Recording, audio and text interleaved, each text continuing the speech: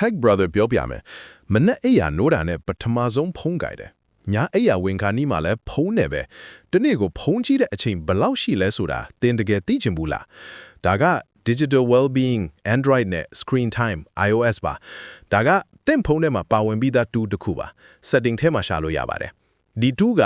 သင်ဖုံးသုံးတဲ့အချိန်ကိုတစ်ရက်တစ်ပတ်စာပြပေးတယ်ဘယ် app ကိုဘယ်လောက်ကြာသုံးလဲဆိုတာအယောင်ဆုံး graph နဲ့ပြပေးတယ်သင်ဖုံးသုံးဆွဲမှုကိုသိရင်ထိန်းချုပ်ဖို့ပိုလွယ်ကူလာပါတယ် digital well-being ရဲ့အသုံးဝင်တဲ့လှုပ်ဆောင်ချက်၃ခုဖော်ပြပေးလိုက်ပါတယ်နံပါတ်1 app timer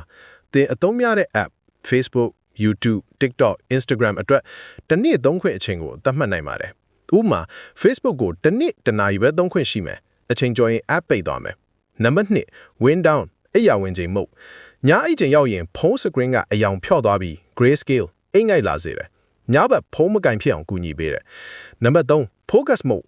အလုပ်လုပ်ချိန်သို့မဟုတ်စာချက်ချိန်မှာအာရုံပြတ်စေတဲ့ app တွေကိုခဏပိတ်ထားနိုင်တယ်အနားချိန်ရောက်မှပြန်ဖွင့်ပေးတယ်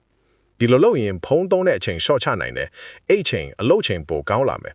အားနည်းချက်ကသင်ကိုယ်တိုင်စီးကမ်းမရှိရင် timer ကြော်တိုင်း ignore for today နှိပ်မိနိုင်တယ်ဒါကြောင့်ကိုတင်းတင်းကြပ်ကြပ်ထိန်းဖို့လိုတယ်တနေ့9မိနစ်တစ်ပတ်3ချိန်ဒီအချိန်လေးနဲ့သင်ဟာဖုံးကိုပိုတော်တဲ့အသုံးပြုသူတယောက်ဖြစ်လာပါလိမ့်မယ်